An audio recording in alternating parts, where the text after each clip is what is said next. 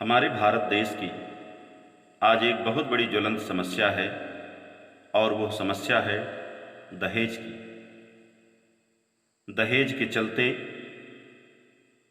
हम पेपर में पढ़ते हैं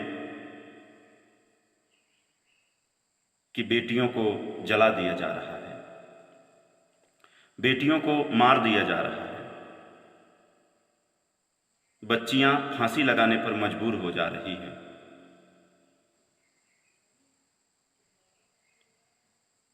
नारी जाति जो पूजनीय रही है, जो पूजनीय रही है, हमारे धर्मशास्त्रों में लिखा गया है कि यत्र नार्यस्तु पूज्यन्ते रमन्ते तत्र देवता। जहाँ नारियों की पूजा होती है, जहाँ स्त्रियों का सम्मान होता है, वहाँ पर देवताओं का निवास होता है।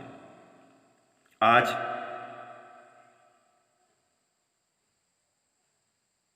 नारियों की दुर्गति हो रही है और उसका कारण है दहेज। जो बेटी विवाह के समय अपने साथ खूब सारा दहेज लेकर के आती है, उस बेटी का बहुत सम्मान होता है। लेकिन जो बेटी मात्र अपनी योग्यता को लेकर के आती है, शिक्षा को लेकर के आती है, अपने सद्गुणों को लेकर के आती है, लेकिन यदि वो दहेज लेकर के नहीं आती है तो उसके सद्गुणों का, उसकी शिक्षा का, उसकी योग्यता का कोई सम्मान नहीं मिलता। और तो और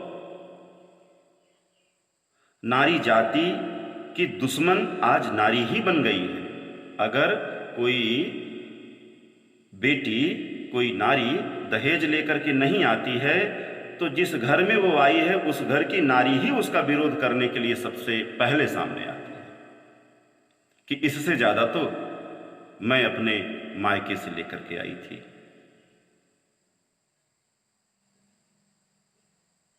वास्तव में बहुत ज्वलंत समस्या है ये।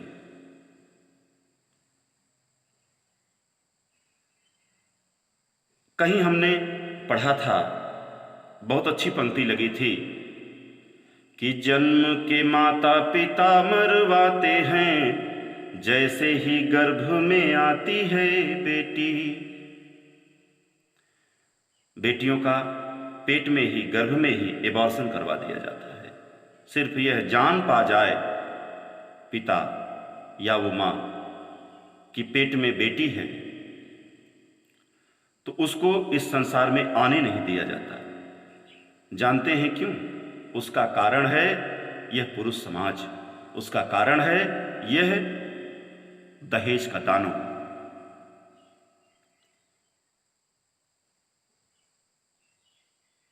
जन्म के माता पिता मरवाते हैं, जैसे ही गर्भ में आती है बेटी। और धर्म के माता पिता हत देते, जो साथ दहेज न लाती है बेटी। खुद माता पिता जब शत्रु बने, तब खून के आंसू बहाती है बेटी। याद करे सबको बिटिया, पर याद किसी को न आती है बेटी। याद करे सबको बिटिया, पर याद किसी को न आती है बेटी।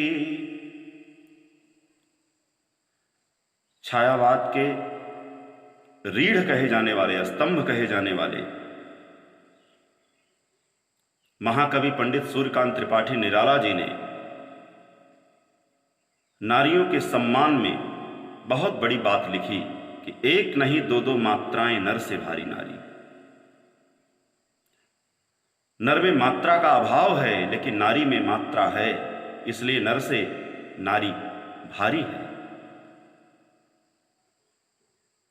नर का जीवन नारी के बिना अधूरा है। पुरुष के पौरुष से ही नहीं बनेगी कभी धरा यह स्वर्ग, चाहिए नारी का नारीत्व तो तभी पूरा होगा यह स्वर्ग। इसलिए हर पढ़े लिखे नौजवान इस ज्वलंत समस्या का निवारण करें, आगे बढ़कर। इसी ज्वलंत समस्या दहेज पर हमसे रहा नहीं गया। हमने 2-4 पंक्तियों को लिखा, क्योंकि इतिहास साक्षी है कि भगवान राम के विवाह में दशरथ महाराज ने जनक जी से ये नहीं कहा था कि महाराज जनक, जब तक आप इतनी रुपया, इतना धन, इतनी संपत्ति नहीं देंगे तब तक मैं आपकी सीता को अपने घर की बहू नहीं बनाऊंगा। उन्होंने नहीं कहा था। तो अगर हम भगवान को मानते हैं, राम को मानते हैं, दशरथ को मानते हैं, अयोध्या को मानते हैं, धर्म को मानते हैं, तो उनकी क्यों नहीं मानते? अंतर सिर्फ इतना ही है कि हम धर्म को मानते हैं, धर्म की नहीं मानते, राम को मानते हैं, राम की नहीं मानते।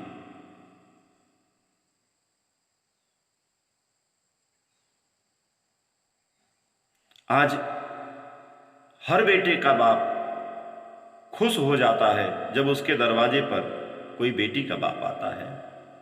बेटी के बाप का सर झुका हुआ होता है और बेटे का बाप का सर उठा हुआ होता है। गजब की स्थिति है। बेटी का बाप दाता बन करके आता है, बेटी का बाप दाता बन करके आता है, वो दाता है। अगर देखा जाए तो बेटी के बाप में और बेटे के बाप में सबसे बड़े त्याग की भूमिका कोई निभाता है तो वो होता है बेटी का बाप। बेटी का बाप पैसा भी देता है, धन भी देता है, दौलत भी देता है और अपनी बेटी का भी दान कर देता है। लेकिन यह हिम्मत बेटे के बाप में नहीं होती है कि वह अपने बेटे का दान कर दे। कभी ऐसा आपने सुना है कि किसी बेटे के बाप ने अपने बेटे का दान विवाह में कर दिया हो? लेकिन धन्य है वे कन्या के पिता जो विवाह के समय में इतने बड़े दाता होते हैं कि वह अपनी बेटी का दान कर देते हैं।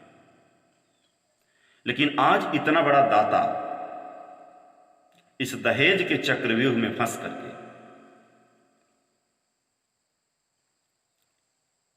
बहुत परेशान हो उठा है। सबसे सस्ता इस पूरे संसार में सिंदूर था। एक मांग को सजाने के लिए कितने सिंदूर की जरूरत पड़ती है? 5 रुपए के सिंदूर की जरूरत पड़ती है। 5 रुपए के सिंदूर से किसी बेटी का विवाह हो सकता है, लेकिन लानत है वो 5 रुपए का सिंदूर आज 5 करोड़ में बिक रहा है। सिंदूर सबसे सस्ता था और सिंदूर आज सबसे महंगा हो गया है।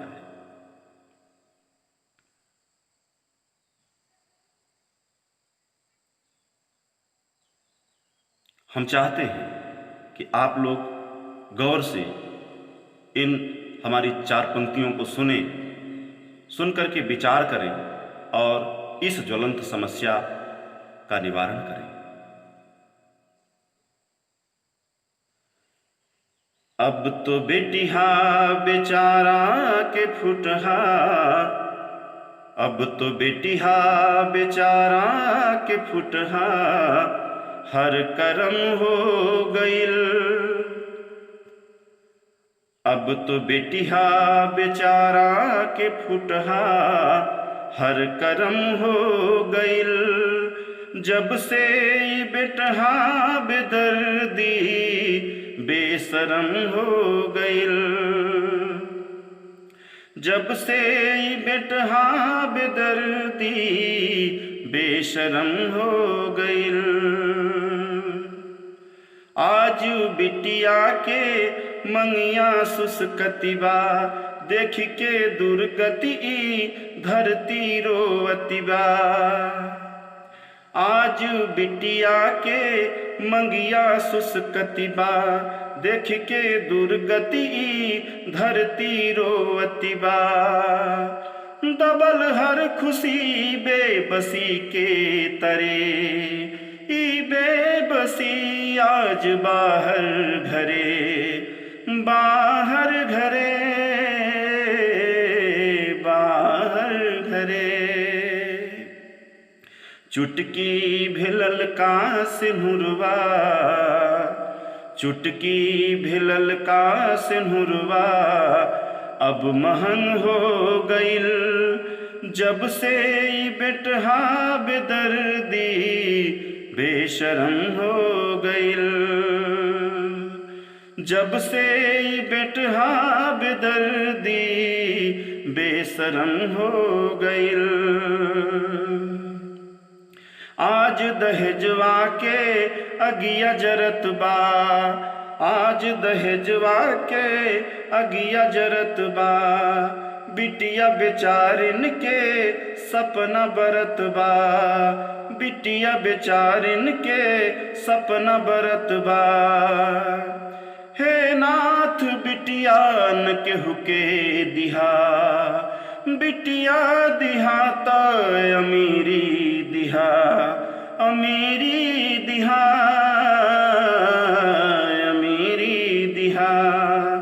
अपने ही सुनवा के चिरई, अपने ही सुनवा के चिरई बेधर्म हो गइल।